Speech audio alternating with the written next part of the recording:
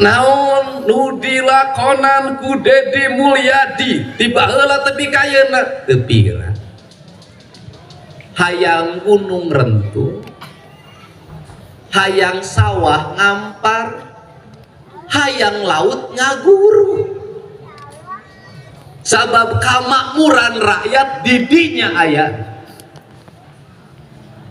kulantaran kitu saha wae nu hoyong jadi pamimpin saha wae nu hoyong janten politisi niatna eta balik kasarakan pang balikan balik kawiwitan ka alam asal poe asal balik ke ajaran Siliwangi ari balik ke ajaran Siliwangi teh naon balik ka diri ari balik ka diri teh naon gunung kudu awian lengkop kudu balongan sawah kudu lebakan kabeh ieu alam kudu balik deui ka asalna carana kumaha jagaan gunung jagaan Siracai jagaan Susukan jagaan Walungan eta kabeh jagaan sabab didinya kamakmuran rakyat bohong sia lamun ngugar gunung lamun ngurug sawah lamun ngurug walungan lamun ngabedah laut bohong Indonesia bakal makmur duit nu diraih ku negara bakal ancur-ancuran moal bisa ngawangun kemakmuran rakyat eueuh negara nu eksploitasi eueuh provinsi nu eksploitasi eueuh kabupaten nu eksploitasi nu makmur rakyatna eueuh data statistik kehancuran alam berdampak pada kemiskinan aya nu beunghar tapi nu beungharna kalangsud kumaha poho ka diri duit eueuh hartina hawana lapar wae hawana hayang barang hakan wae gunung geus dirarut laut diuyuh model pendekatan manta kuring teu bisa cicing terus jadi kasing saha wae bisa menghalangi Dedi Mulyadi untuk berkuasa tapi Anda tidak akan bisa menghalangi Dedi Mulyadi untuk berkarya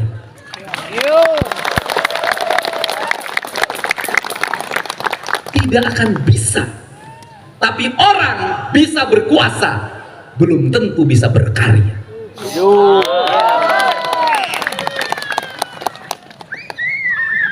urusan karya saya ngomong sama Pak Kades selama tinggal di Lembur Pakuan apa yang saya tanya ke Pak Kades Pak Kades bisa tuh saya jadi ketua RW cek Pak Kades tuh bisa Pak tuh bisa naona bingung nitahna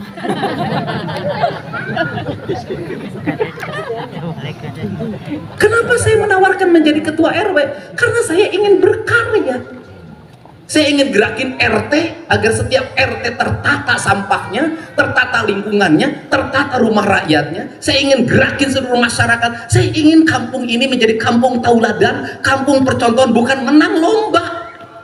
Karena lomba tidak akan bisa menghasilkan apapun, tapi lahir sebuah kesadaran kolektif. Agar apa? Urang di mana? Di Lembur. Minum naon? Cai. Di mana caina? Sumur. Sabaraha jarak sumur jeung toilet? Harus diatur penting kunaon sumurku di Lembur kudu aya saha nu ngajamin isukan air mineral aya keneh terus naon deui inefisiensi baheula nginum teh cara jeung ngadidik anak mimba uang isuk diasupkeun ka nu gentong ayeuna kabeh budak geus nginum air mineral isuk-isuk minuman anu berkadar gula cara minum geus teu nyaho sumber cai geus teu nyaho lamun geus model kitu dalam kaidah ilmu sosial budaya maka orang itu akan tidak pernah mencintai tanah airnya kalau tidak mencintai tanah airnya kenapa? Tidak ada ikatan moral diri dengan alamnya dengan air menjadi sumber kehidupannya maka dia besok tidak akan pernah tahu dia ini siapa dan dari mana apa yang akan terjadi dengan mudah dia akan digusur dari satu tempat ke tempat lain dia tidak punya rumah dia tidak punya kampung halaman kalau orang sudah tidak punya rumah tidak punya kampung halaman maka dia nggak punya negara Saya itu ngajarin itu. Jadi bukan urusan pangsi ikat, bukan urusan Sunda menjadi nggak jelas. Sunda menjadi konsep paripurna tentang apa? Tentang tata ruang, tentang tata lingkungan, melahirkan ajaran Siliwangi. Siliwangi itu sesungguhnya adalah ajaran tentang kehidupan yang abadi. Kehidupan yang abadi itu apa? Tidak ada sesuatu yang terbuang. Cek Allah, tidak ada yang kuciptakan yang sia-sia bagi mereka yang berpikir. Jadi konstruksi berpikirnya adalah konstruksi tentang sebuah bangsa. Simkuring nyontolan kan. Imah di janelaan, teu di ASEAN. Jangan naon supaya hirup efisien, cager. Lamun imah terus-terusan di ASEAN, sare oksigena muter didinya, ancaman stroke akan menjadi penyakit yang terus menggejala di mana-mana. Jantan konstruksi. Nah, untuk itu saya katakan, karena urusan karya itu bukan urusan kekuasaan, urusan kemauan orang berbuat yang terbaik dalam hidup. Jadi kalau ditanya, Pak Deddy siap jadi RT? Siap. Siap jadi RW? Siap.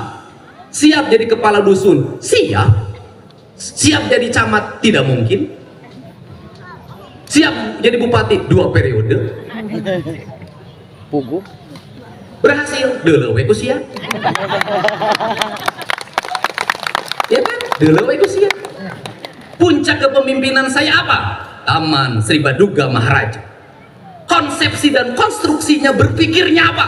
Berpikirnya adalah saya ingin memperlihatkan pada dunia bahwa teknologi pengelolaan air itu adalah warisan kebudayaan Sunda yang itu dikembangkan oleh Belanda. Batu tulis di Bogor bercerita tentang apa? Bercerita keberhasilan raja yang berhasil membangun parit untuk kepentingan konstruksi pertanian warganya. Sehingga puncaknya adalah Taman Sri Baduga Maharaja, bahwa air itu adalah sarana untuk membangun kemakmuran. Maka di situ air adalah sarana transportasi, air sarana pertanian, air sarana perikanan, air adalah sarana rekreasi. Sistem itu akan menjadi sistem nilai.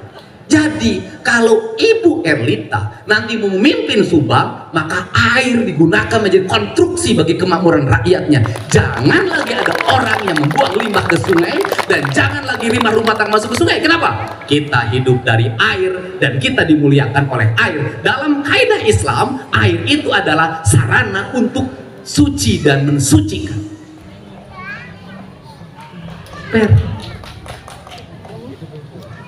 Ini dilupakan karena pikiran kita adalah pikiran bangsa yang sebentar lagi mungkin akan bangsa yang terjajah pikirannya, kekuatan ekonominya, apapun, konstruksi. Karena itu saya katakan siap. Jadi apa lagi? Jadi gubernur? Siap.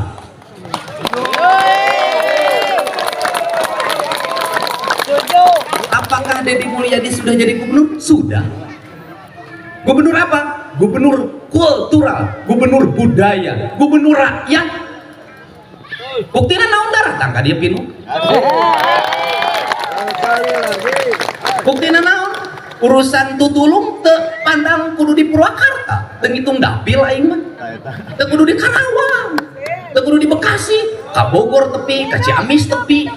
Ngan omat ari nek ngenta manglunasan bak emok tong ka dieu da aing teh boga duit.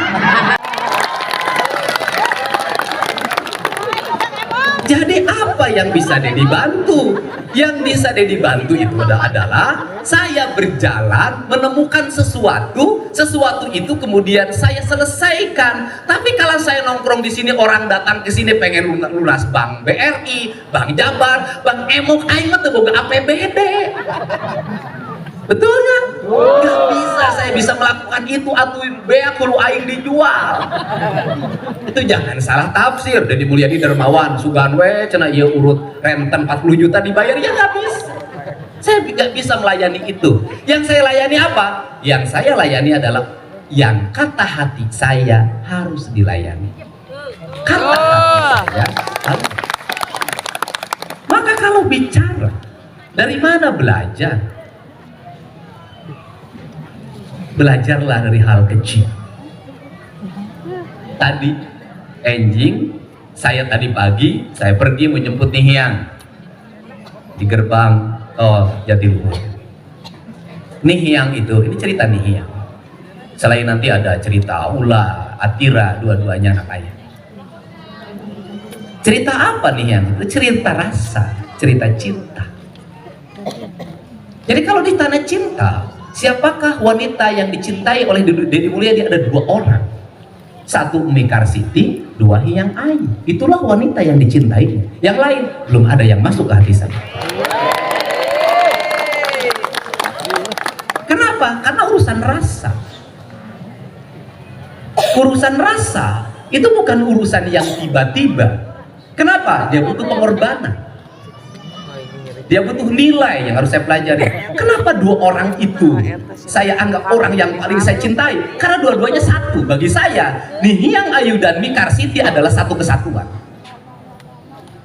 Perspektifnya apa? Perspektifnya saya meyakini bahwa Mi Karsiti nitisnya ke Nihiang Ayu. Nitis. Nitis itu rasa, cinta. Badannya boleh hilang, tapi rasa dan cintanya dia tetap ada. Maka Mi Karsiti itu menitipkan Dedi Mulyadi pada Nihiang Ayu. Bisa jadi nanti suatu saat yang merawat saya ketika tua, yang menjaga hidup saya adalah dia, anak perempuan itu. Kalau yang laki-laki pasti merawat istrinya masing-masing. Ini cinta. Tetapi apakah laki-laki juga akan menjaganya? Menjaganya. Aa Ula menjaga saya sejak dia dilahirkan. Menemani saya sampai hari ini. Dia tetap jadi pendekar. Atira menemani saya dalam bentuk karya-karya. Menjaganya. Jadi semuanya adalah satu kesatuan. Cuman ada beda proporsi. Yang satu rasa, yang satu raga. Nah, ini konstruksi. Karena ini konstruksi. Yakinlah, ini saya ngomong tentang genetika. Ini ilmu. Ngapain ngumpul di sini kalau tidak ada ilmunya? Hei, orang Arab secara genetik dia akan tetap ada sampai akhir zaman. Kenapa? Al-Atas, Al-Atos, Asyega. Gennya ada. Hitungan gennya terus. Orang Batak sampai kiamat tetap ada. Dia Nasution, dia Panjaitan, terus. Mana yang akan hilang? Orang Sunda. Kenapa? Genetikanya habis. Genetikanya habis oleh apa? Gak bisa mengurut dirinya. Namanya sudah berubah menjadi nama-nama kekinian. Di garisnya juga susah. Satu sama lain sudah tidak saling kenal. Dia berasal dari siapa? Leluhurnya siapa? Akinya siapa? Nininya siapa? Jangkawarengnya siapa? Udeg-udegnya siapa? Kaisiurnya siapa? Duk Cinetepnya siapa? Tidak tahu. Ini ilmu. Dari sekarang orang Sunda harus mulai pakai nama belakang. Untuk kalian sebagai suku tidak hilang 30 tahun lagi. Saya memulai itu. Anak saya tiga-tiganya di ujungnya harus dikasih nama Mulyadi, Putra Mulyadi, putri, dan harus terus sampai nanti, biar tahu nanti suatu saat 100 tahun ke depan saya berasal dari gen apa, orang Sunda sulit melacaknya.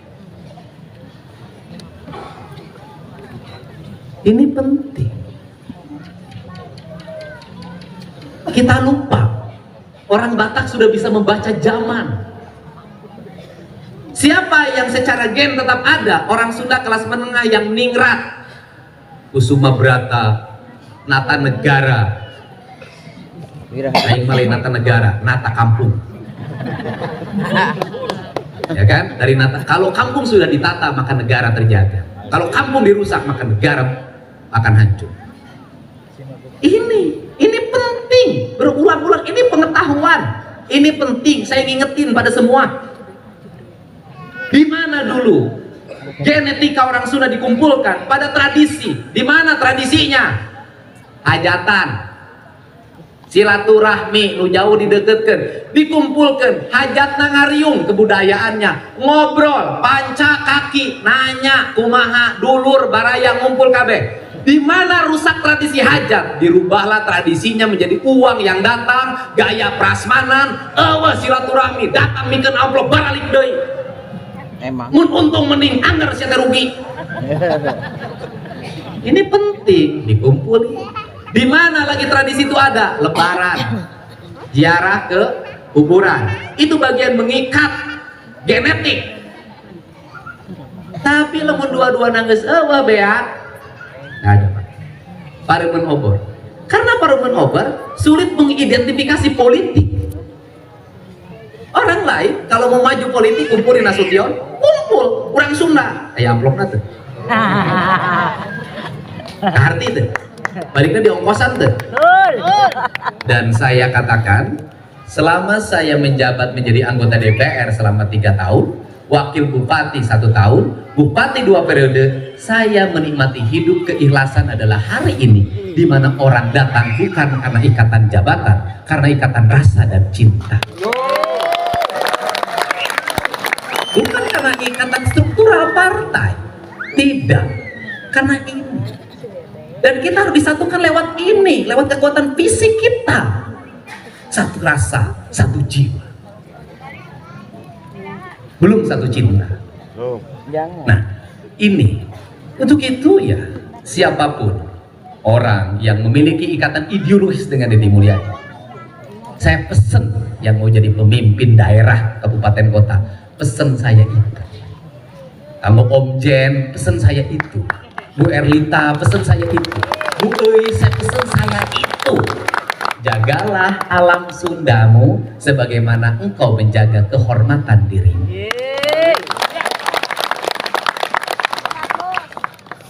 Ini.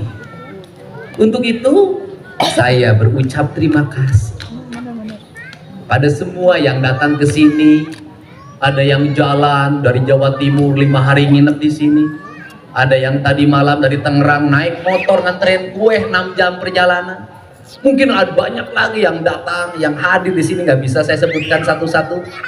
Yang paling utama adalah kita berkumpul di sini karena rasa dan karena cinta. Dan kita berkumpul di sini bukan memperingati ulang tahunnya Deddy Mulyadi, bukan. Kita berkumpul di sini adalah mengingat ibu kita masing-masing. Ingat Kak Indo, ingat Kak Indo. Siapapun pasti punya ibu. Siapapun pasti punya ibu. Siapapun pasti punya ibu. Dan siapapun pasti dicintai oleh ibu. Maka andai kata hidup kita ingin mulia, andai kata hidup kita ingin sempurna, cintailah ibumu sepenuh hati. Sayangi ibumu sepenuh hatimu. Sayangi ibumu dengan jiwamu. Gerapikanya indung anjeun supaya anjeun teu papisah dinu mangsa. Sanajan ayeuna urang papisah jeung indung urang sewang-sewangan, hiji waktu urang bakal ngahiji di alam anu saru. sanajan aulah dikantunkeun ku ibuna ti yuswa 2 sasih gumelar, ibuna tetap ayah di mana wae aap ayah. Saya kalau ditanya apa yang membuat Deddy Mulyadi selalu survive, ibu saya. Dalam setiap peristiwa kemanapun, dalam keadaan apapun, ketika saya mengalami kesulitan, dia selalu datang dan hadir di samping saya sambil memeluk saya dan berkata, Dedi anak emi teu kudu melang, da KPG bakal kalah. Tradisi apa yang sering saya lakukan ketika menghadapi hal yang berat, ketika seluruh alam terkunci? Jam 12 malam saya selalu datang ke kuburan ibu saya sambil bercerita tentang apa yang saya alami dan apa yang saya rasakan, dan semuanya selalu selesai, tak pernah ada yang gagal. Jadi yang ini yang tukang nyari doa kemana-mana, yang nyari doa ke sana, nyari doa ke sini, saya katakan nggak usah, minta doa sama ibunya saja. Karena apa? Banyak yang lain juga yang riweuh ngadoakeun urang mana ngeripu. Bener nggak? Iya. Saya ini kalau bantu orang terus mendoa pada saya selalu berbalik pada dia. Berdoalah untuk diri Anda sendiri. Agar apa? Agar rezeki Anda terbuka. Belajar. Ulah dibalik aku. Insya Allah om jadi didoakan jadi bupati, insya Allah jadi RT kita kapilih saya. Betul nggak? Ayo kembali ke ibu. Dan saya itu termasuk orang yang sangat menyukai perempuan yang memiliki sifat-sifat indah, tenang, lembut, mau berkorban, tidak pernah hitungan. Kenapa? Karena dalam diri ibu itu nggak pernah hitungan. Jadi kalau ditanya tentang hitungan, Deddy Mulyadi sejak jadi anggota DPRD sampai jadi wakil bupati, sampai bupati 2 periode, sampai hari ini saya tidak pernah punya catatan apapun dalam hidup, termasuk catatan keuangan. Aima teu boga, mau dicatatkan liur hulu aja. Sudahlah. Malam ini adalah malam kebahagiaan, malam rasa, malam cinta, dan pada akhirnya selama saya rehat dalam jabatan struktural eksekutif, saya rehat di sini di Lembur Pakuan. Kenapa saya rehat di sini? Saya lagi bertapa mendekatkan diri pada ibu saya. Kenapa saya rehat di sini?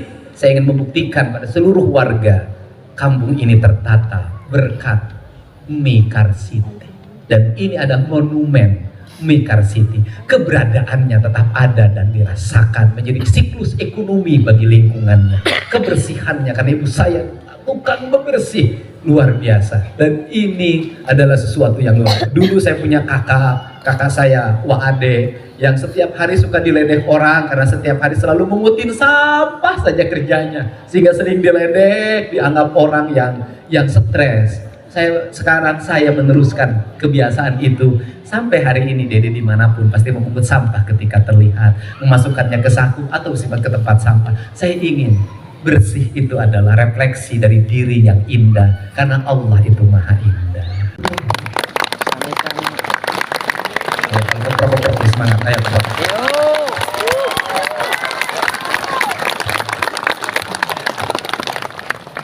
atur nuhun kasadayana atau setinggi dapat paran hapunten upami teu pasihan tua, hapunten upami teu pasihan hapunten pisan, hapunten ukasuh terus mayunkeun. Mudah-mudahan ieu janten mugi kamuliaan, mudah-mudahan janten wengi karahayuan. Amin. Kemudian hadir di dieu sing rahayu hirupna, rahayu ragana, waras jiwana. Yuk urang sami-sami mulang ka Lembur Pakuan, lembur matuh dayeuh maneh Banjar Karang Pamidana. Cag paralung anu kasuhun weninggali nu dipamri ajrih kaprihatur kun payakun, jadi sadaya paniatan urang. Amin. Assalamualaikum warahmatullahi wabarakatuh. Salam Sampai Allahu